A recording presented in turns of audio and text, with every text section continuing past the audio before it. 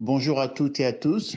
Comme annoncé dans le programme du Mawlud 2022, nous avons assisté hier à la célébration de la nuit de Maulaya Cheikh Tidjani avec le discours de son Excellence Maulaya Sidi Mohamed El Cheikh. Nous revenons donc aujourd'hui avec son Excellence Maulaya Sidi Mohamed El Cheikh pour la conférence de presse. Donc, sans tarder, nous allons laisser la parole à Sorna Saoudiatou pour une première question.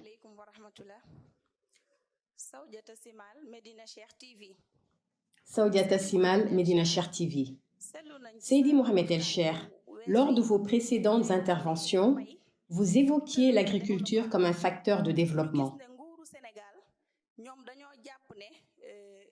Le gouvernement sénégalais, quant à lui, semble privilégier l'exploitation du pétrole et du gaz pour assurer l'émergence économique.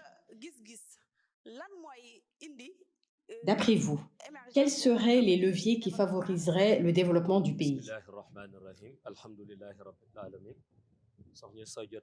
Sorna Saoudiata, je te présente mes nobles salutations ainsi qu'à toute l'équipe Medina Cheikh TV. Comme tu l'as mentionné, je pense que, en ce qui concerne l'émergence économique, chaque État a sa vision. Mais je considère qu'ici au Sénégal, nous avons des cadres experts en politique de développement qui savent que l'agriculture ne peut pas être en reste. Car à travers le monde, la plupart des pays se sont développés par l'intermédiaire de l'agriculture. Même si l'on s'intéresse au pétrole et au gaz, je soutiens que le facteur essentiel sur lequel nous devrions miser pour développer le pays, en faire le pays auquel nous aspirons, c'est l'agriculture qui est incontournable. Vous savez, l'agriculture, pour ceux qui n'en ont pas la maîtrise, peut sembler insaisissable. Nous avons peut-être une bonne agriculture, mais une agriculture à dimension nationale, nous ne l'avons pas encore. Même si certains agriculteurs ont cette pratique, il reste qu'ils ne disposent pas encore des moyens suffisants pour que notre pays n'importe plus ce dont il a besoin, mais le produira sur place. Cela suppose que les agriculteurs soient soutenus, que de larges hectares de terre leur soient accordés pour qu'ils puissent l'exploiter, mais surtout un soutien pour des engrais et du matériel. Étant donné que nous avons des bras valides, incarnés aujourd'hui par une jeunesse capable de cultiver cette terre, il nous manque alors du matériel, des semences et des engrais en quantité suffisante, de telle sorte que chaque agriculteur puisse fournir la production qui respecte les quantités attendues. Une production qui ne va simplement pas se limiter à lui et à sa famille, mais qui pourra aussi être commercialisée à l'échelle du pays. Je crois que les cadres savent de quoi je parle, maîtrisent le sujet, en ont la connaissance. Ce qui reste, c'est peut-être le suivi. Un suivi sur lequel l'État doit se pencher aujourd'hui. Mais aussi, l'État doit savoir que la jeunesse sénégalaise a des besoins. Nous avons la terre, nous avons de l'eau, il ne reste plus que l'accompagnement. Rokhaya Diop, Nouril Moutalsam TV. Nous constatons aujourd'hui que la population sénégalaise est confrontée à de réelles difficultés. Nous aimerions savoir, Ya Seydi, quels éléments de réponse vous pouvez apporter face à cette situation et quelles solutions préconisez-vous pour une sortie de crise? Sorna Rokhaya Diop, nous t'adressons nos salutations ainsi qu'à toute l'équipe de Nouril Moutalsam TV. Actuellement, la population a conscience de la situation que traverse le pays. J'avais évoqué par le passé les difficultés que nous vivons en ce moment. Il y a des facteurs que je pourrais définir comme étant des prétextes pour justifier cette situation. En l'occurrence, les conséquences de la Covid qui se font sentir depuis 2020. Nous pouvons l'accepter d'une part, mais d'autre part, vu l'ampleur des difficultés que connaît le pays, je crois qu'il y a des attentes qui ne sont pas encore satisfaites. Notre véritable attente reste ce que l'on appelle la bonne gouvernance. Sur ce thème, plusieurs manquements sont à noter. Je suis d'accord lorsqu'il s'agit de dire que le pays traverse des moments difficiles. Dans le domaine de l'éducation, la majorité des droits que le système éducatif revendique n'a pas encore été satisfaite. Au sujet de la consommation, avec l'habitude pour la majorité des Sénégalais d'effectuer les courses domestiques au quotidien, tout le monde a constaté que l'inflation est présente partout. Comme je l'ai également évoqué la nuit dernière, le Sénégal est un pays qui ne manque pas de ressources financières. C'est plutôt la gestion de ces ressources qui est problématique. Je pense que nous devons nous recentrer sur l'essentiel et redéfinir les priorités du pays. Faire en sorte que cette priorité repose non pas sur des attributions de postes partisanes, il faut mettre l'homme qu'il faut à la place qu'il faut. Le Sénégal dispose d'individus qui ont l'expérience sur la façon de redresser la situation d'un pays, sur le fonctionnement du système éducatif ou encore dans le domaine de l'agriculture. Si nous avions placé l'homme qu'il faut à la place qu'il faut, je pense que les problèmes que nous vivons actuellement, même s'ils relèvent d'une crise mondiale qui nous affecte aussi, par la volonté de Dieu, la majorité d'entre eux peuvent être dépassés. Mais en ce moment au Sénégal, nous avons tous constaté que le quotidien est très difficile et nous n'avons pas encore de solution à venir pour nous rassurer.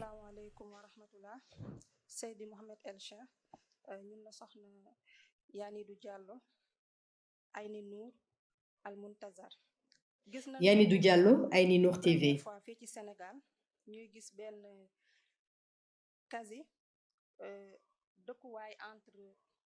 député yi nga xam ne ñoom ñoo nekk ci assemblée nationale ci wàllu ñi nga xam ne ñoom ñoo fi toogal nguur gi ak ñi nga xam ne ñoom ñooy waay. Pour la première fois au Sénégal, nous assistons à une cohabitation à l'Assemblée nationale entre le pouvoir et l'opposition. Par rapport aux événements récents, comment analysez-vous cette situation et quel regard portez-vous sur cette institution? Sokhna Yanidou, nous t'adressons nos salutations ainsi qu'à toute l'équipe Aïni Nour. À propos de la cohabitation observée à l'Assemblée nationale, même si au début on parlait de cohabitation, pour finir ensuite sur une situation de majorité absolue, je peux dire que tout cela renvoie à un jeu politique. Mais nous savons que lors des élections législatives passées ici au Sénégal, le nombre de députés obtenus par l'opposition face au nombre de députés de la majorité fait apparaître une situation que nous n'avions pas vue depuis un moment au Sénégal. Même si au début, elle était décrite comme étant de la cohabitation entre le pouvoir et l'opposition, cela reste un jeu politique. Mais nous, en tant que peuple, ce qui nous intéresse, c'est que chaque député envoyé à l'Assemblée nationale sache qu'il est un représentant du peuple. Que certains aient le nombre de députés nécessaires pour imposer une cohabitation, que d'autres réussissent à obtenir la majorité, cela ne nous intéresse pas. Ce qui nous intéresse, c'est que chaque député élu sache que le peuple qui a voté en sa faveur a des attentes envers lui. Ce que nous attendons, étant donné que nous ne siégeons pas à l'Assemblée nationale, c'est qu'il y défende nos intérêts. L'Assemblée vient d'être installée. Certains députés ont déclaré publiquement qu'ils défendront les intérêts du peuple sénégalais. Nous les observons. Je crois que maintenant, au Sénégal, le message est clair. Si tu sais y représenter le peuple, il saura te le rendre en retour. Dans le cas contraire, le peuple se retiendra lorsque tu auras besoin de lui. Donc, je prends acte de leur engagement.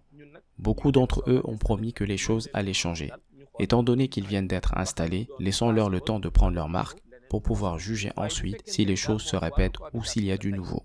Mais à propos de la cohabitation, avec la tournure des élections ayant conduit l'opposition à obtenir un nombre de députés important, de la même façon le pouvoir à détenir un nombre tout aussi important, de sorte que désormais, plus personne ne dirige sans que quelqu'un ne puisse intervenir.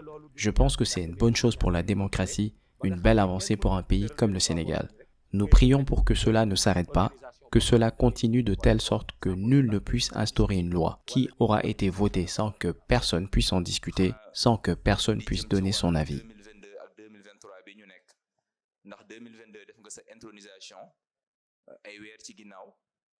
mu nekk sa début d'émission comme ni nga ko yàggoon annoncé ñu gis ni 2023 ñëw waaw am na peut-être monde bi soo yu ñuy xaar wala lu ñuy xaar ci wàllu Seydou Mohamed El Cheikh, 2023 marquera une étape importante dans votre mission universelle, surtout sur le plan international. Alors, est-ce l'année où le monde musulman vous fera allégeance? Cher Tidiane Sembène, nous t'adressons nos salutations, ainsi qu'à toute l'équipe de Waladou Niati. Comme je l'avais annoncé à Thiès en 2017, j'avais parlé à Maulaya Cheikh de la date de 2022 et du lancement de la mission. Il m'avait indiqué que la mission allait véritablement débuter en 2023. Il faut savoir que le monde est dans l'attente. Mais celui que j'écoute et qui dicte mes actes, c'est Maulaya Cheikh Ahmed Tidjani. Je n'ai pas les mains libres. Je n'agis pas selon mon bon vouloir, selon ma pensée. J'ai un maître spirituel qui me guide dans ma mission. Tout ce qu'il m'instruit de faire, sera exécuté le moment opportun qu'il aura décidé. Je considère que celui qui connaît la façon dont le Seigneur organise ses plans, celui qui comprend la réalité d'une mission, de celui qui connaît les difficultés auxquelles font face le monde musulman, ainsi que le fonctionnement de ce monde, de ses obstacles et de ses pièges, on comprendra alors que celui qui évolue dans cette mission ne peut tout révéler. C'est pourquoi je considère que pour certaines choses, lorsque sera venu le moment de les réaliser, le monde pourra alors en être témoin. Mais pour l'instant, après l'intronisation du 29 janvier 2022 passé, je focalise mon attention sur l'ordre de mission, à savoir que la feuille de route qui m'a été remise soit exécutée en tout point tel que voulu. Si cela nécessite d'être exécuté une semaine donnée ou un mois donné au Moyen-Orient, je le ferai, ou encore que ce soit dans un pays du continent américain ou ailleurs dans le monde. Toutes ces directives ne sortent pas du cadre défini par le guide que le prophète, paix et salut sur lui, nous a désigné, en l'occurrence Mawlaya Cheikh Ahmad Tidjani. Toutes les attentes du monde musulman reposent sur un personnage, l'imam al-Mahdi. Si le monde musulman attend la venue de l'imam al-Mahdi, c'est parce qu'il est à la recherche d'un sauveur. Lorsque l'on évoque un sauveur, nous ne parlons pas d'un sauveur qui aura la même façon de penser ou d'agir que les individus d'aujourd'hui, mais plutôt de quelqu'un qui pourra analyser leurs acquis et y apporter sa contribution pour mettre en valeur ses connaissances dans tous les domaines. Dieu a ainsi choisi une personne, l'a façonnée pour ensuite lui confier cette responsabilité. Mais il ne s'agit pas d'une personne qui va apparaître un beau jour et régler tous les problèmes du monde en un court laps de temps. Même la mission du prophète, paix et salut sur lui, ne s'est pas déroulée de cette manière. Au début, peu de personnes le suivaient. Au fil du temps, sa communauté s'est agrandie au point d'être forcée de quitter la Mecque pour aller s'installer à Médine. Et ce, jusqu'au jour où il quitte Médine, il retourne à la Mecque. C'est ainsi que le prophète est passé par toutes ces épreuves, en emportant avec lui par sa grâce ceux qui, dans sa communauté, devaient être confrontés à ces mêmes épreuves.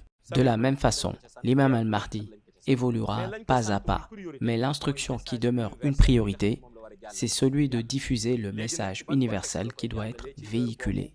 Dans quel contexte, dans quel pays ce message doit-il être diffusé, ce sera le moment venu. Le tout sous la supervision du détenteur de cette mission à qui rien n'échappe. C'est Oumy Ndoye de la SMTV. Votre Excellence, le livre intitulé Seydi Mohamed El Cheikh, l'universaliste, vient de sortir. Doit-on comprendre par là que votre mission s'applique en tout lieu, en tout temps et dans tous les domaines? Autrement dit, votre doctrine aspire-t-elle à solutionner les problèmes de l'humanité, peu importe leur diversité? Masha'Allah, Sokhna Oumy, nous t'adressons nos salutations, ainsi qu'à toute l'équipe Sagesse du Mardi. À propos du livre que le cercle de référence de Medina Cheikh a publié, Seydi Mohamed El Cheikh, l'universaliste, préface de Adja Ndeye Anta Sarr, il se trouve que ce livre devait être présenté lors du symposium, mais des contraintes de temps en ce jour de vendredi, jour de Hadratul Juma, qui a priorité sur toute autre chose, ont fait que pour ceux qui s'attendaient à l'organisation d'une table ronde, elle n'a pas pu avoir lieu. Toutefois, elle se tiendra dans les mois à venir pour permettre à tout le monde de connaître le contenu du livre. Mais actuellement, le livre est disponible, chacun peut se le procurer, le voici. Les auteurs ont abordé plusieurs thèmes. Pour moi, la chose la plus importante est le thème de la mission universelle. Car je suis quelqu'un, comme j'ai l'habitude de le dire, qui ne se limite pas au Sénégal. Vous avez observé toute la diversité au sein de la Khadara, mais également des nationalités venues de partout pour acquérir ce à quoi elles aspirent.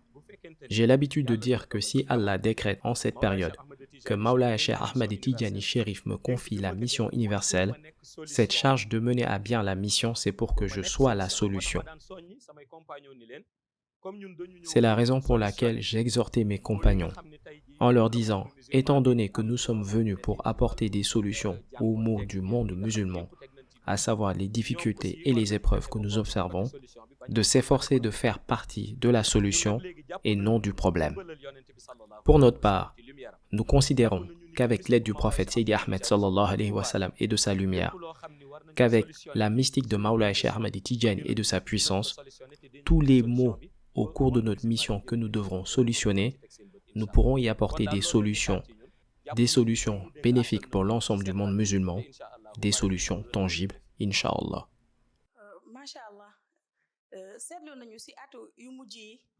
Depuis quelques années, nous observons une mésentente entre les pays de l'Afrique de l'Ouest et la France. Dernier événement en date, la prise à partie de l'ambassade de France après le coup d'État au Burkina Faso. Ce sentiment de révolte de ces pays africains à l'égard de leur ancienne puissance coloniale est-il en relation avec le lancement de la mission de l'imam al-Mahdi alayhi salam? Pour commencer, je dirais que les coups d'État ne sont pas la solution pour l'avancement que nous voulons pour l'Afrique. Les coups d'État ne sont pas la solution. Quiconque pense le contraire se trompe.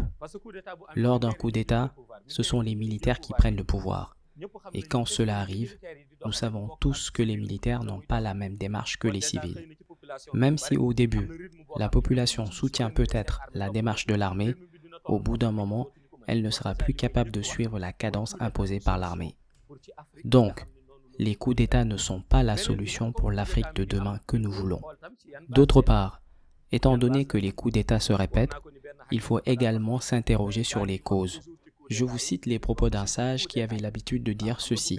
On parle toujours des coups d'État, mais est-ce qu'on parle aussi des fous d'État? Être élu à la tête d'un pays et penser qu'il s'agit de votre propriété, qui sera héritée par votre descendance après votre règne, ça ne peut pas se passer comme ça car les pays n'appartiennent à personne. Lorsqu'on se penche sur les actes posés pendant l'exercice du pouvoir, on peut en tirer les raisons d'un coup d'État, même si nous ne le souhaitons à aucun pays d'Afrique. Ce n'est pas la solution, il faut que les Africains le sachent. En ce qui concerne la France et ce qui est arrivé à son ambassade, que certains pays africains semblent lui tourner le dos, je considère que cela renvoie à une réalité. Je ne crois pas que les Africains veulent tourner le dos à la France. Je crois qu'ils veulent juste prendre leur dû. Voilà ce que je crois. Beaucoup pensent que les Africains ont une haine de la France, veulent tourner le dos à la France. Moi, je n'y crois pas. Je crois que les Africains veulent prendre leur dû, car ils constatent que leurs entreprises sont gérées par des étrangers et qu'ils n'y ont aucune part, que les terres sont exploitées par des étrangers qui exportent ensuite chez eux et qui n'y ont pas leur part, que les océans sont majoritairement exploités par des bateaux étrangers qui exportent ensuite chez eux leurs prises. Partant de ce constat, cela crée forcément de la frustration chez la jeunesse africaine. C'est ce qui conduit à des attitudes telles que vouloir tourner le dos à la France ou tout autre geste du genre. Mais je considère qu'entre la France et nous, il n'y a pas de problème, car la France est un pays souverain, tout comme nous le sommes. Je crois que si la France entend aider le continent africain, comme elle l'affirme, elle peut dans ce cas aider l'Afrique, mais sans accaparer ses ressources.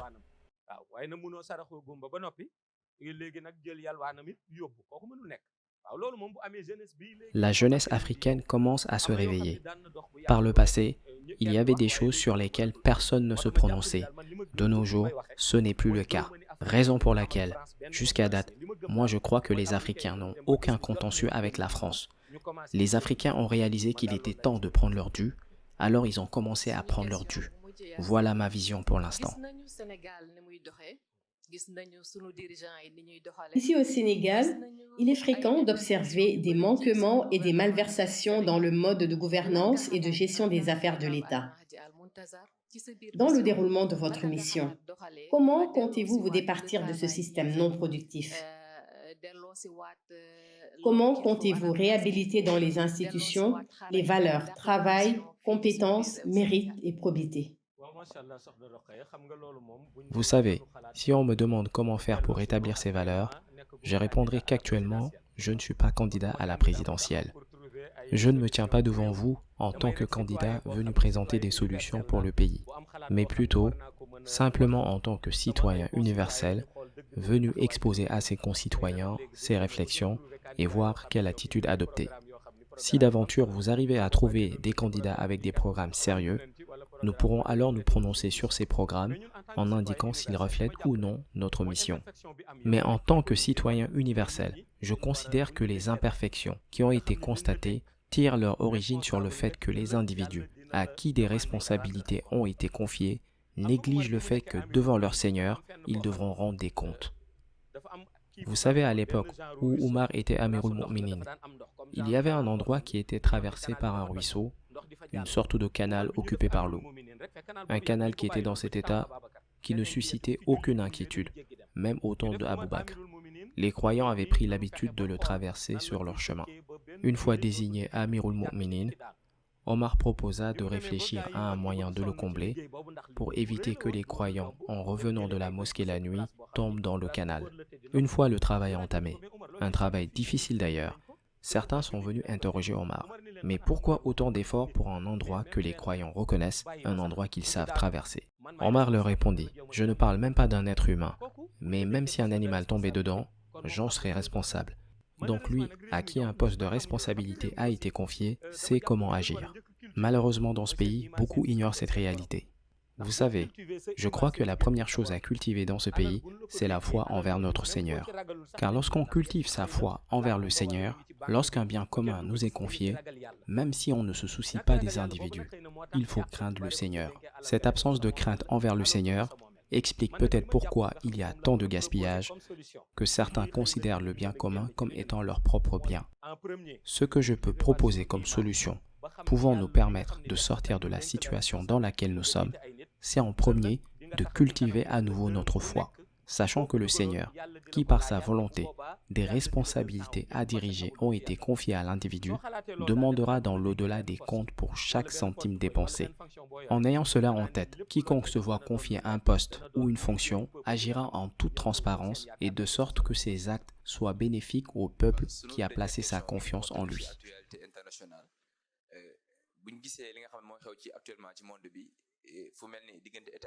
Nous avons remarqué avec la visite de Nancy Pelosi à Taïwan, je rappelle que Nancy Pelosi est la présidente démocrate de la Chambre des représentants aux États-Unis, et donc avec sa visite à Taïwan, nous remarquons que les Américains ont ce jeu de provocation à l'endroit de la Chine, mais nous remarquons également que sur l'autre front concernant le conflit entre la Russie et l'Ukraine, ils ont également cette posture d'attiser le conflit russo-ukrainien. Sidi Mohamed Tacher, ne pensez-vous pas que les États-Unis tentent de pousser le monde vers un chaos pouvant déboucher sur une guerre nucléaire, par exemple? Nos salutations à toi, cher Tidjani. En analysant la politique étrangère des États-Unis, cela ne constitue pas une surprise. Nancy Pelosi ne s'est pas rendue à Taïwan sans raison. Elle connaissait les problèmes qui seraient engendrés, elle en connaissait les répercussions. Elle savait également que la Chine n'allait pas apprécier cette visite. C'est ainsi que les États-Unis procèdent. On pourrait même se demander si dans la conduite de leur politique étrangère, ils ne cherchent pas à déstabiliser certaines parties du monde pour mieux y pouvoir vendre leurs armes. Nous venons de sortir de la période du Covid-19. Plusieurs appareils étaient cloués au sol, paralysant l'aviation. De nombreuses frontières ont été fermées, mettant à genoux une grande partie de l'économie mondiale. Une réalité que eux-mêmes confirment. Inévitablement, après la Covid, chaque pays va tenter de trouver les moyens de relancer son économie. Les Américains, quant à eux, ont leur propre manière de fonctionner, à savoir, tant qu'il n'y a pas de conflit, leurs armes ne peuvent pas bien se vendre. Les armes qu'ils détiennent sont des équipements de pointe, des armes qui valent des milliards.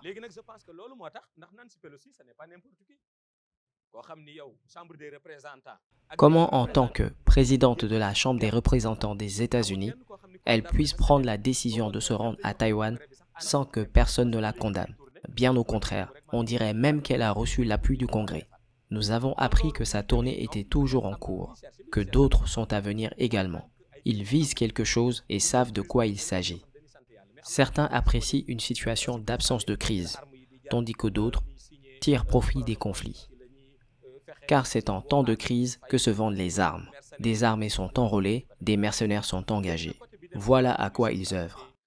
En ce qui concerne le conflit entre la Russie et l'Ukraine, au vu des dernières tendances, avec l'appui de l'OTAN, l'Ukraine commence à regagner du terrain face à la Russie.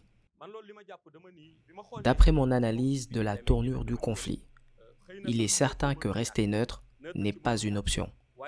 Mais il est tout aussi important de porter attention aux conséquences d'un engagement.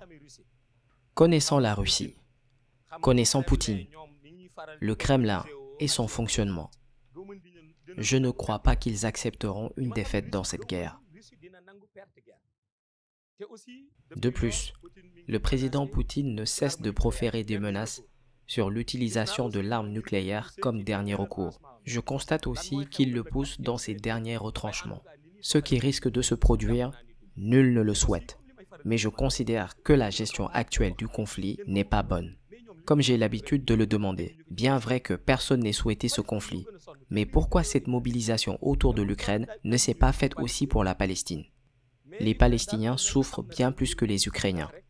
Mais pourquoi n'avoir pas fait les mêmes efforts pour la Palestine? Je suis d'accord sur le fait de porter secours à l'Ukraine, mais je préfère qu'on en fasse autant avec la Palestine. Si des efforts étaient faits pour la Palestine, nous pourrions alors reconnaître que les actes posés constituent des gestes bénéfiques envers la société musulmane.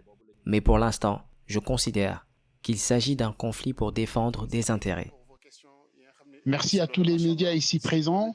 Sidi Mohamed El Cheikh, la conférence de presse arrive à son terme.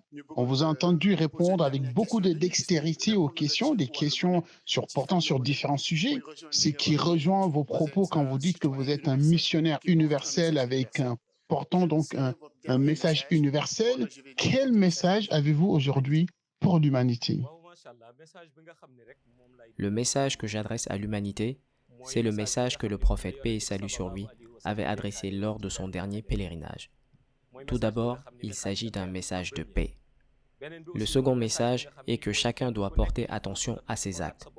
Si l'on se considère comme musulman, lorsque l'on se retrouve seul, il faut pouvoir juger par soi-même si l'on est véritablement un musulman ou non.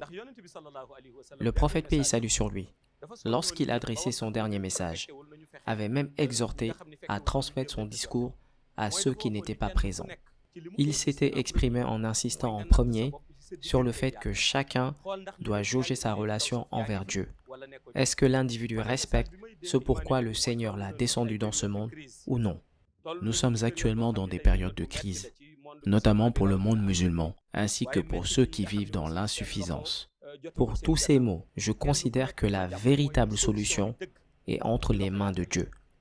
La solution que tout le monde cherche, bien que nous puissions faire confiance aux dirigeants, la véritable solution est entre les mains de Dieu. Un retour aux sources. Voilà ce que je propose au monde musulman.